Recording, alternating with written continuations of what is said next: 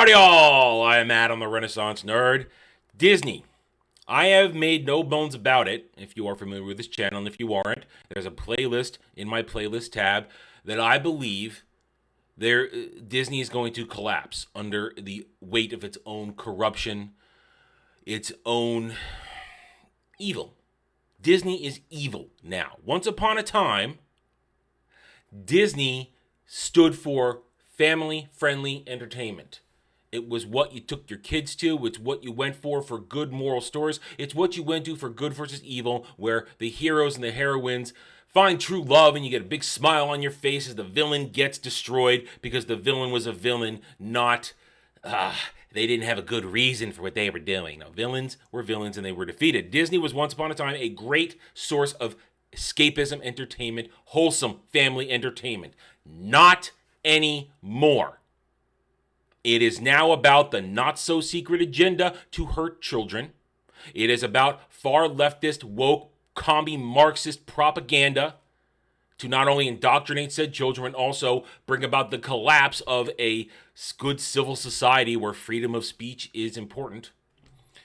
They're all about injecting their agenda into everything, which is why they're failing. They have done nothing in the past decade and a half but acquire one glorious IP after another and then destroy said IP thanks to agenda entertainment and also poor quality creatives in front of the camera, behind the camera, surrounding entire productions, shows, whatever. Disney is collapsing. And it is my belief, again, I'm going to lay it all out for you right here, right now, why in this summer of 2023, starting right here, May, in 1 week, it truly begins. Well, maybe you could have said it sort of began a week or so ago, but I'll get to it. Just walk with me. Walk with me. I think you'll agree with what I have to say by the time we reach the end of this little stroll together. By the end of summer of 2023, beginning of fall, Disney will be so beaten, battered, bloodied, it will not make it much longer. Now, I'm not saying the entire company is going to collapse, but they are going to suffer so much harm, both from a public perspective and a financial perspective. They're going to have no choice but to make some drastic choices to save the host. They have got many limbs going on here. MCU, Disney Star Wars, Disney Lucasfilm, other connections and entities that are dying. They are dying. They are necrotic tissue that must be cut off. The Fox deal, $72 billion albatross around their neck that they have not made a single cent of profit from. Disney Plus doesn't make any money. Billions of dollars lost will be lost. Reedy Creek, yes, the parks are always still packed, but they're soon going to have to pay an enormous amount of taxes on that. Back taxes, current taxes, future taxes. We're going to get into it. I'm going to lay it all out. And I'll hopefully convince you why it's all going to fall apart by the end of this summer. By end of August, beginning of September, Disney will be on its knees. And not just bending the knee to the fake woke fan that they've searched for and tried to create with the stan base while rejecting real fans like you and me by telling us to F off when we just want to give them our money for good products of the things we love. No, they're not bending the knee to them. They'll be on their knees begging for us to come back, but we're going to be gone.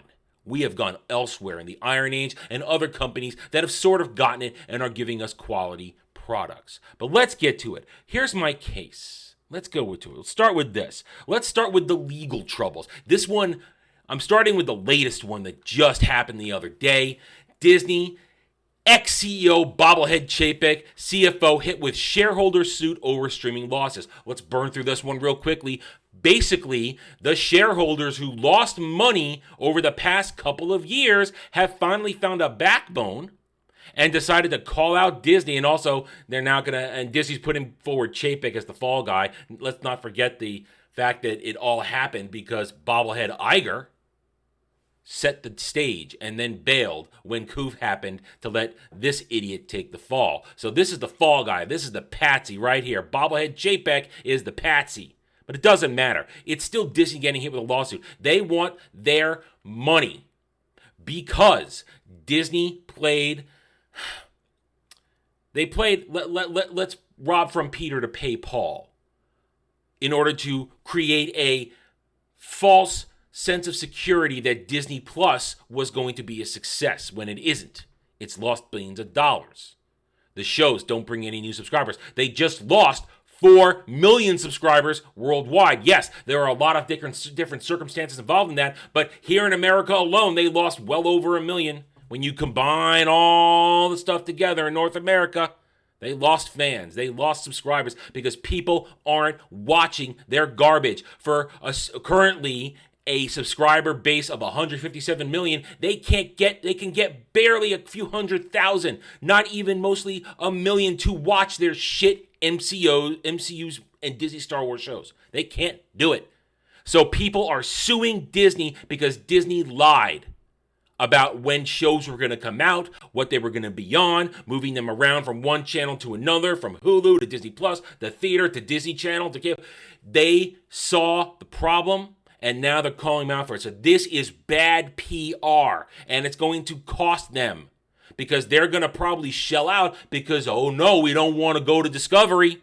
When I say Discovery, I don't mean Warner Bros. Discovery. I mean court discovery, where you open the books and everything, not just that case, everything is on display. Disney's going to pay out. It's going to hurt their bottom line. The other big court problem, Reedy Creek. Yes, Disney is pulling every little dirty trick in the book to try and get this case tossed, to try and get the board that now governs Reedy Creek dissolved and have the power returned to them. But I've heard enough proper legal minds discuss it that Disney does not have a single legal leg to stand on. They are attacking it from completely wrong angles about freedom of speech, and we've been we've been singled out by Ron DeSantis and the Florida government. Apparently they've left themselves wide open to perjury in a lot of ways. So they're in trouble here. Trying to get it tossed out at this last ditch second, they're in trouble because Reedy Creek will stand. And starting next month, June 2023, it's official. This is why they're scared, because next month it begins. They will owe $700 million in back taxes and fees that must be paid. And going forward, the taxes will only rise, and hundreds of millions, if not then billions of dollars will be owed to the state of Florida. And do not try to pretend that Disney's gonna pick up and go to another state. They cannot. It won't happen. So they're screwed. The parks may be filled all the time, but keeping the parks up, keeping all that land developed keeping the specs properly up to date for codes and all that kind of stuff, it's gonna cost them tons and tons of money that they don't have anymore. They're in trouble. Financial woes continue. Disney also wants to make money on movies. Disney's made money on movies forever. But here's now where I'm going to tell you. Now, these cases are all going to come to a close over the summer. It's going to cost Disney probably billions of dollars, these court cases. But they're going to lose hundreds of millions of dollars, likely in the box office as well. Let us not forget Ant-Man and the Wasp, Quantumania, lost probably upwards of $200 million in the end. Lost a lot of money. Flop. Little Mermaid remake is next week, next Friday, drops. This has so much backlash towards it from real fans. We don't talk about the weirdos on Twitter. Their weirdos are crazy. The Halle bots are the new Brie bots. You say something about them, something about Queen Halle, and they come out in the droves and are psychotic in their behavior. Just look at what happened to the dude from Aladdin who simply said your movie's not going to make $1 billion. That's all he said. Didn't say anything crazy. No, they swarmed him. They forced him off of Twitter, off of social media. But this is why this movie's going to fail, because it's breaking from the original, because they are obsessed with saying that it has a modern romance problem because Prince Eric was forcing himself on her, that she doesn't need no man. She doesn't need to give up her life for a man. She needs to give up her life to bring the people of the sea closer to the people of the land. That's what this director says why he made this movie, so he could tell that story. The people who are the real fans of The Little Mermaid, Renaissance Disney, people like myself, we reject this. Millions of dislikes on trailers and teasers and clips. This movie will probably have a good opening weekend, but the word of mouth is going to spread on how weird it is, how distant it is from its original version. And it's going to be rejected. I'm not going to say it's going to lose a ton of money, but it's not going to make $1 billion. It's not going to make a lot of money. Then let's look at the rest of the upcoming movies. So you got Little Mermaid. Here's why I think Disney is going to be hemorrhaging by the end of the summer, because their list of movies for the rest of the summer, disaster written all over them, simply because of a few key other movies that will be coming right up against it. Against their movies. First, Little Mermaid. I just talked about it. May 26th. Yeah, okay, you're going to have about 20 days. 20 days, because what's happening? I'm sorry, a few days. Right away. I'm sorry, I skipped a little bit ahead. What's happening? Spider-Man Across Spider-Verse. That's your kid. That is the direct competition for the young attention, for the kids. And I don't know how it's gonna do. It's got its own woke problems in it.